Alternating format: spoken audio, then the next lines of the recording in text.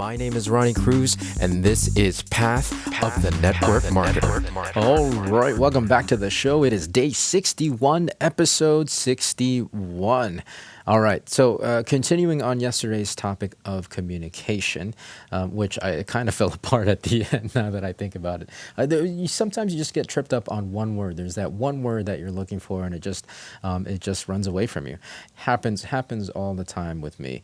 Anyways, so we want to talk now about. We talked yesterday about the front end of communication, and that is from the communicator standpoint, right? You conceptualize, you have the idea, your thoughts, you translate that into language in your mind, and then you share that language via whatever medium. And obviously, I think in-person communication is the most effective.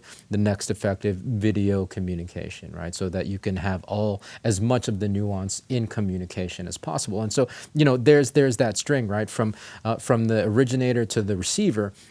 There's that gap, and how you receive, how that communication is transmitted. There's so much room again for dissonance in just the medium of communication. Again, like the in-person is I think the most effective, because you can get all the nuance, both verbal and nonverbal cues. Video obviously works as well, and there's limitations with lag time and all that stuff, and in a case like mine, when I live out in the middle of nowhere, sometimes our internet just goes out, right, or it's super slow and it's lagging. Anyways, those kinds of things, and then of course like you have text and things like that, which that can go all kinds of wrong because there's no subtext to it, right? There's no nuance in text, and oftentimes a lot of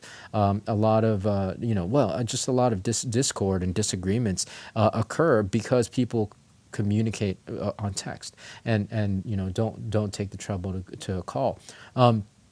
So that's the transference of communication, right? That's the broadcasting of the communication. From the receiver's end, again, if they're reading text, then if you send a text to somebody, the receiver will read that text and have their own context.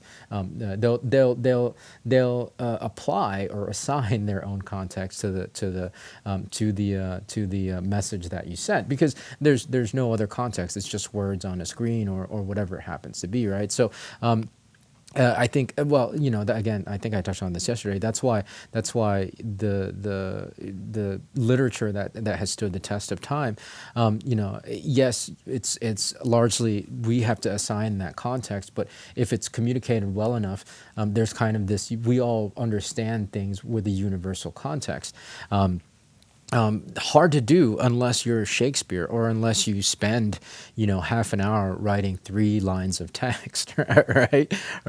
And even then, it could still go awry, depending on how the receiver happens to be feeling that day, depending on the mood that they happen to be. So there's that transference, or how the broadcast of the communication. There's so much that could go wrong there, and it is really because the individual, the receiver, has to receive the communication.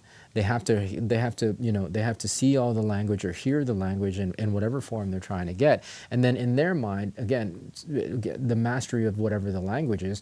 I mean, if there's differences in primary language of individuals communicating, that can go awry as well. If they're speaking in both the same language as their primary language, it still can go awry. There's lots of room, because it depends on the receiver's mastery of that particular language.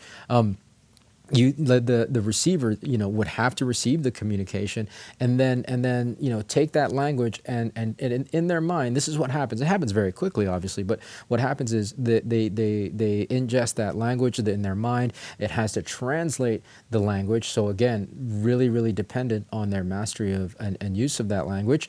It has to be translated as best as they know how into concept and thought.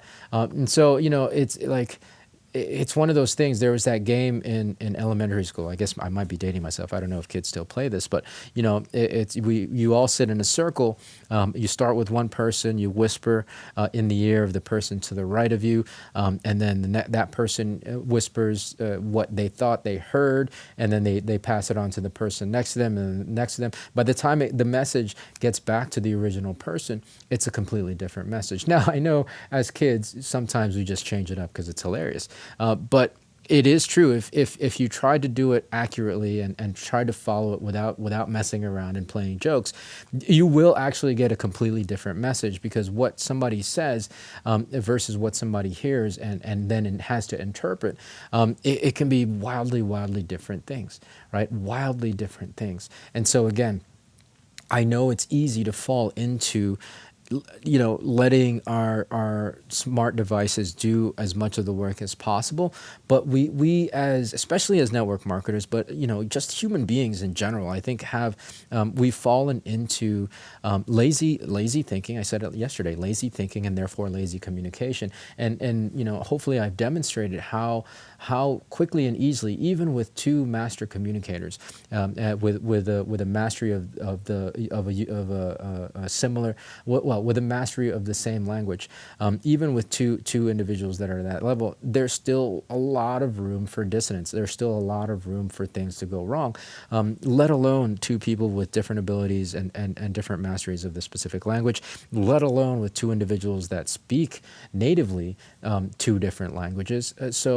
And then let alone the medium in which people are communicating. Two people are communicating, whether it's via smart device, via text or messaging, or in person, right? There's so much room for error. There's high fidelity. No, there's low fidelity. Yeah, there's low fidelity, right? There's really a lot of room for error in the process of communication. So I think, we as humans really got to work harder to master communication, and I guess knowing that there is a high level of error in interpretation and in communication, the next step is, as a receiver of communication, as the listener, we have to be willing to also accept the fact that maybe we didn't understand something the way the originator of the message wanted us to understand it, right? Right. Let's also let go of the need to be right about what you heard, because that's just your interpretation of what you heard. I mean, again, that's another kind of side effect of the internet. I think I talked about that a few episodes ago. I'm really bashing the internet right now, and here you guys are listening to me via the internet. I think. Well, again, it has the potential, because it's such a powerful tool. The internet and smart devices, it's such a powerful tool. It has the potential to really kind of be a crutch for us, because it's so easy to be a crutch, right? And if we're using crutches, we just become weaker at the thing that we're doing. And largely, the internet is a medium of communication, right? A medium of communication. So let's not let the internet turn us into lazy thinkers, and then therefore let's not let the internet turn us into lazy communicators, because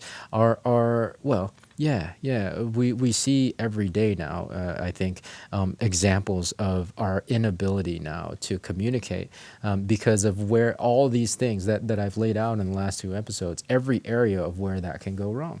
Right. So, I mean, from a network marketing standpoint, be impeccable with your words, but also really let go of your concreteness in what you think you heard, your interpretation of what you think you heard, right? Be fluid with that. Be fluid with your understanding of what somebody is communicating to you, because it may not be what you understood it to be. All right, so that's it. Hopefully this kind of, I know it's quick. It's hard to do a dissertation on communication in two episodes that are both under 10 minutes. But if you guys have any questions about communication, please reach out to me, because it's something that I really consciously try to work on, especially for this show. I know sometimes, I mean, it's never always going to be a banger every episode, right? It's not going to be a greatest hits every time, but I do work hard. I do work hard to make sure that I communicate well, and actually, I work harder to make sure that I understand as accurately and completely as possible. So that's it. That's my message for today. Tune in tomorrow for a fresh new episode. So until then, be well, be safe. We'll see you in the next episode.